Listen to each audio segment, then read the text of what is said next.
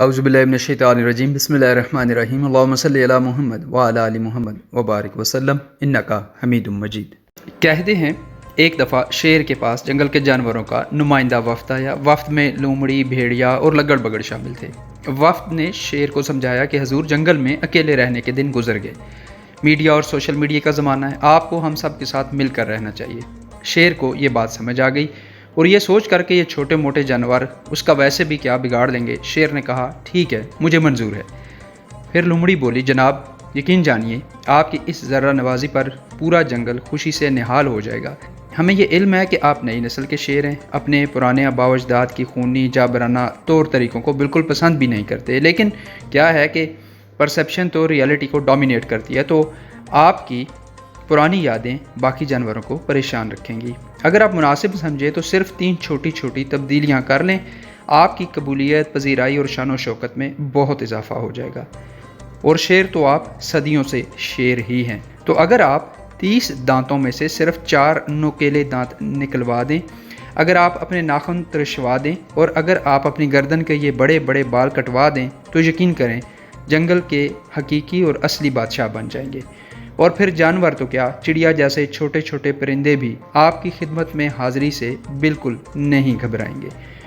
Greater acceptance کے چکر میں کہتے ہیں شیر نے کافی گفت و شنید کے بعد یہ تینوں کام کروا لیے، اور پہلے دن پورے کا پورا جنگل نئے شیر کو دیکھنے اور بیعت لینے میٹنگ میں پہنچا۔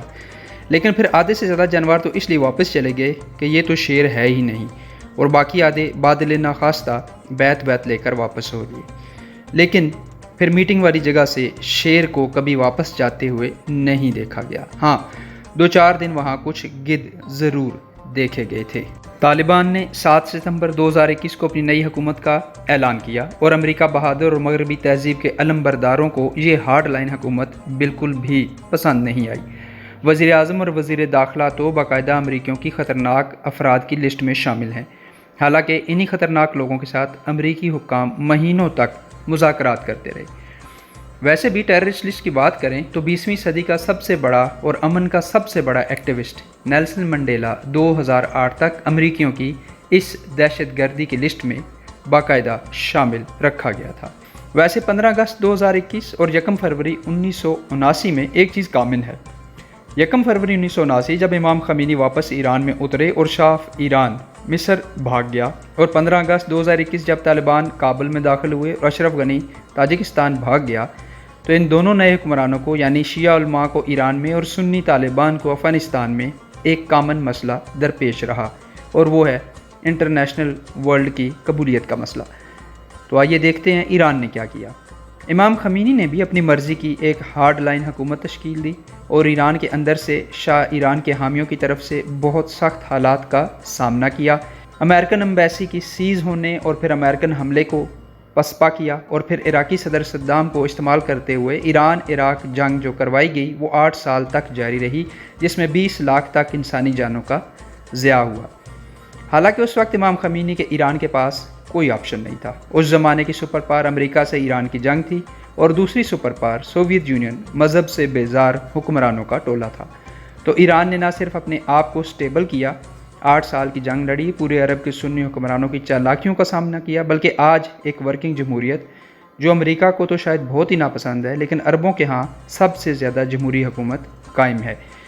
اور ایرانی اپنی پیدائش سے لے کر آج تک امریکی اور یورپی پابندیوں کے سامنے سینہ سپر کھڑے ہیں، اور امریکہ ان کا کچھ بھی نہیں بگاڑ سکا۔ طالبان نے 20 سال امریکہ اور 50 اتحادیوں سے جنگ کی، اور ابھی ابتدائی طور پر ایک ہارڈ لائن حکومت تشکیل دی، اور پنجشیر پر قبضہ کے بعد طالبان کو لگتا نہیں کہ کچھ زیادہ اندرونی محاذ پر لڑنا پڑے گا، اور طالبان اگر اپنے مختلف ایتھنک گروپس کو نمائندگی دے کر حکومت میں شامل ہونے پر راضی کر سکتے ہیں، تو طالبان کے پاس امریکہ کے علاوہ بہت سارے کریڈیبل آپشنز موجود ہیں۔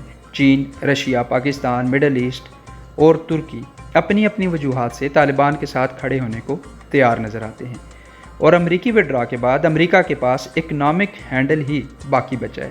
لیکن اگر ویسٹ نے طالبان کے لیے اکنامک ہینڈل کو اوور پلے کیا تو امریکہ اس ریجن کی ایکویشن سے ایبسلیوٹلی باہر ہو جائے گا، جو امریکی فیوچر کے لیے بہت خطرناک ڈیولپمنٹ ہوگی۔ طالبان، چین، رشیا، پاکستان اور باقی سٹیک ہولڈرز یہ چاہتے ہیں کہ امریکہ اس ریجن میں ایک خاص حد تک اور ایک خاص لیول تک اپنی نمائندگی رکھے، کیونکہ انٹرنیشنل مانیٹری سسٹمز اور انٹرنیشنل پولیٹیکل انسٹیٹیوشنز ویسٹ کی اور امریکہ کی مٹھی میں ہیں۔